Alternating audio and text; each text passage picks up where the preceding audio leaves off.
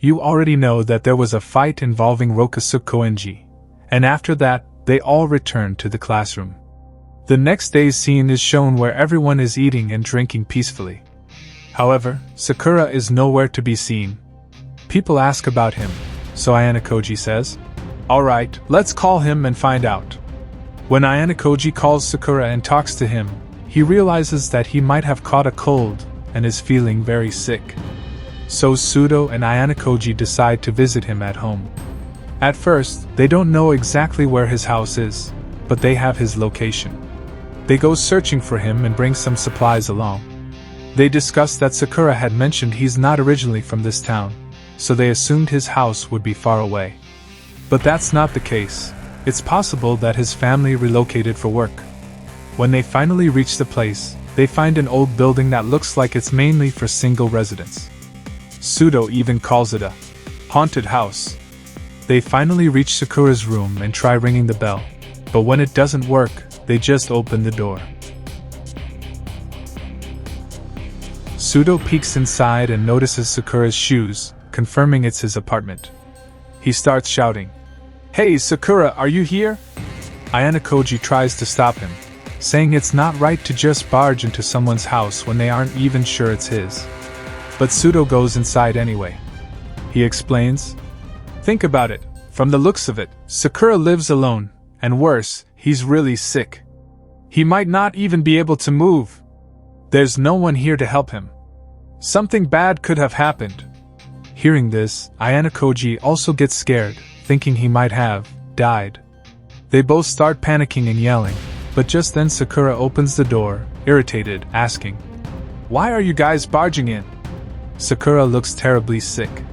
Sudo helps him back to bed, and Ayanokoji brings in the supplies. They notice that his house is almost empty. He barely has any belongings. They ask, "Do you live alone?" Sakura snaps back, "Is that a problem?" They ask if he has medicine for his cold, but he says no. Even though they brought food for him, Sakura refuses to eat anything. They start wondering why he's living alone in such a place. Ayanokoji takes out a bag containing "Get well soon" gifts and notes from their classmates, hoping this will lift his spirits. Ayanokoji tells him, "You don't have to carry everything alone. You can rely on others too." But Sakura insists, "This is nothing new. I've always dealt with things by myself. I'll be fine after some rest. Don't worry." Sudo understands his point and says, "Alright, we'll leave the stuff here and go." Although Ayanokoji isn't completely convinced, Sudo pulls him away. They close the gate and leave. On the way back, it's obvious that Ayanokoji is still very worried about Sakura. He says, "Why are we leaving? Aren't you worried about him?" Sudo replies, "Look, it's not like that. I don't know what happened to him in the past, but judging by his room and his condition, he's been living alone for a long time." Sudo then asks, "Tell me, if you got lost and could only use one thing, what would you choose?" Ayanokoji says, "My phone. I could find my location and share it with others." Sudo says, "Exactly. But Sakura doesn't even know how to properly use a phone. For him, smartphones practically don't exist. It's the same with friends. He doesn't even understand what friends are or how they help." Sudo reassures him, "Don't worry. If he doesn't come to school tomorrow, we'll visit him again." Ayanokoji is still anxious and says, "I just want him to know that he can rely on us if he's ever in trouble. I promised Sakura that I would help him reach the top. Maybe I can't help him much in fights, but I can at least support him when he's sick." Meanwhile, back at Sakura's place, his water supply has run out. He checks the gift bag and finds lots of heartfelt messages and gifts from his classmates saying, "Get well soon, and take care." Seeing this, Sakura is overwhelmed. He thinks about how he's always managed everything alone and never needed anyone. He questions himself. How can it be that liking people can cause such vulnerability? Just then, he hears his door opening and someone rushing in. He gets scared and screams, but it's just Kushida.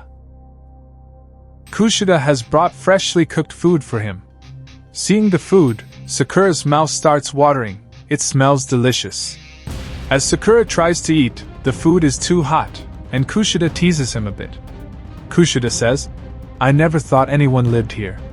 You don't even have curtains, and there's barely any stuff in your room.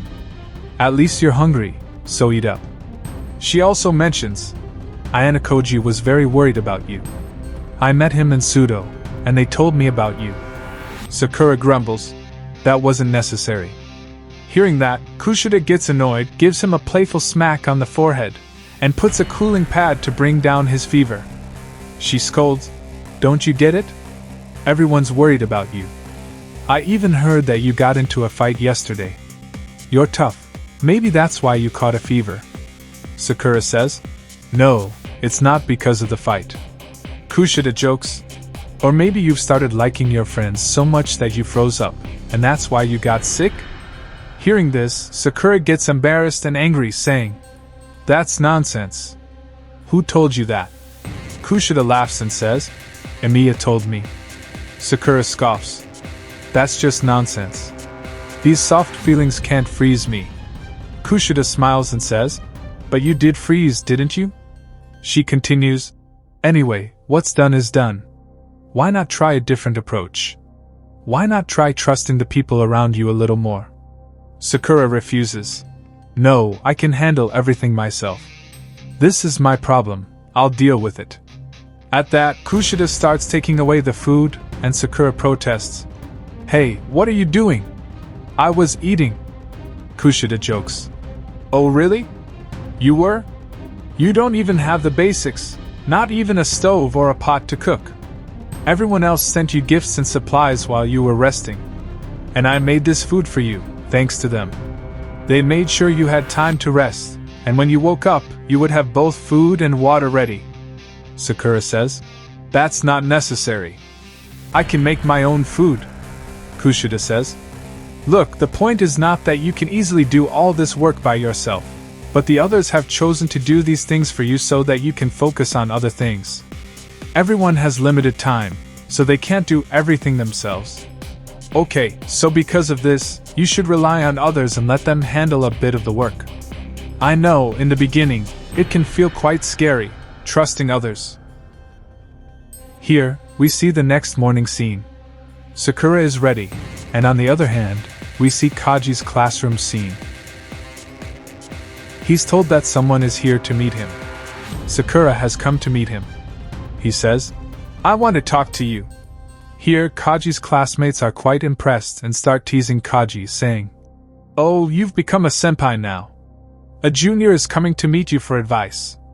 We are shown that Kaji's classmates know that Sakura was also part of the fight with the Sistrians, and despite being a first year, he performed really well. Kaji calls Inamoto and Kasumi over, telling them to keep these people tied here, and that no one should follow him. Kaji takes Sakura with him and asks, "What's up?" Sakura tells him, "When we were fighting Kiel, I felt like I could handle everything alone, but it didn't happen. In the end, I needed all of you.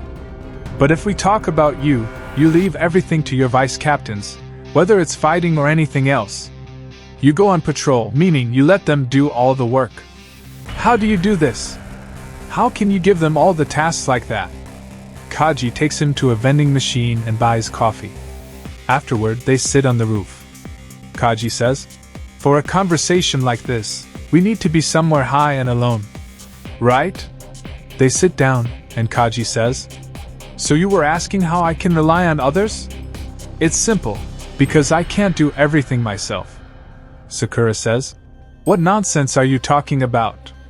By saying that, you're admitting you're weak, like you can't do anything." Here, Kaji snatches the bottle and goes downstairs. He gives it a new label, writing "green tea" on the coffee bottle, and asks Sakura, "What's this?" Sakura says, "It's tea, I think, green tea."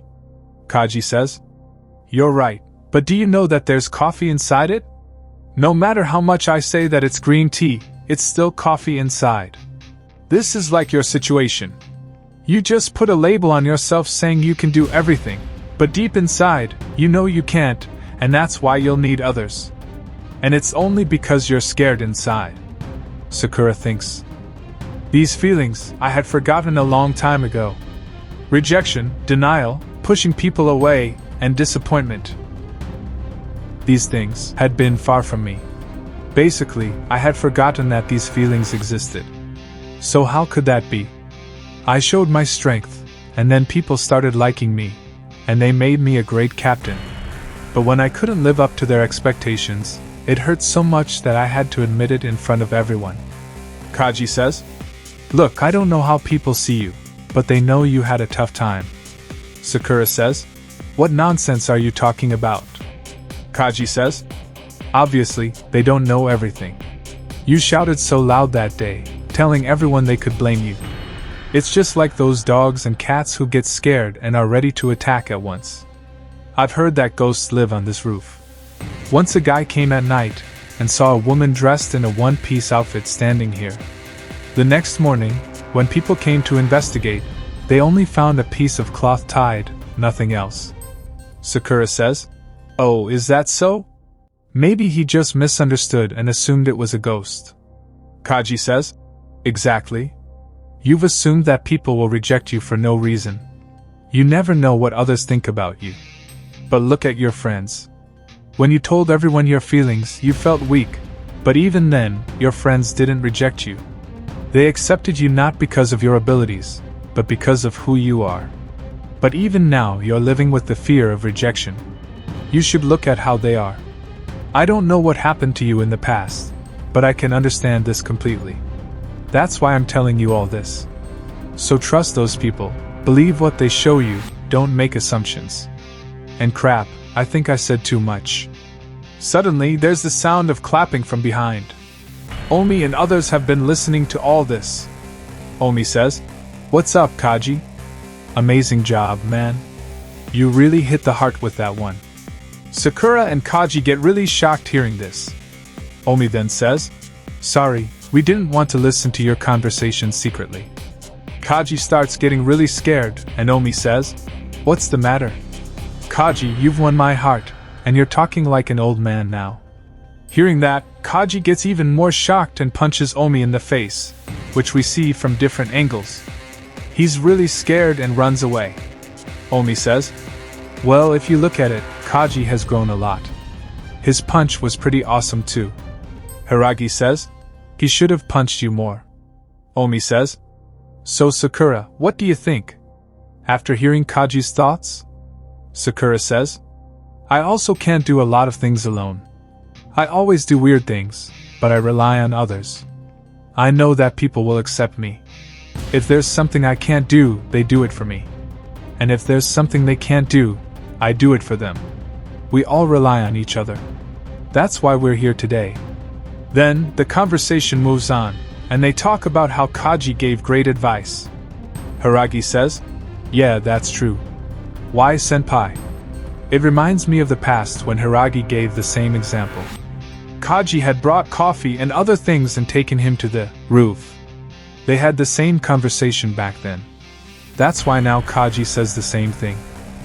For such talks, we need a calm, secluded place, a bit higher up." The episode ends here. The next episode will come next week. If you like this video, please like and subscribe if you're new to the channel. See you in the next video. Till then, goodbye.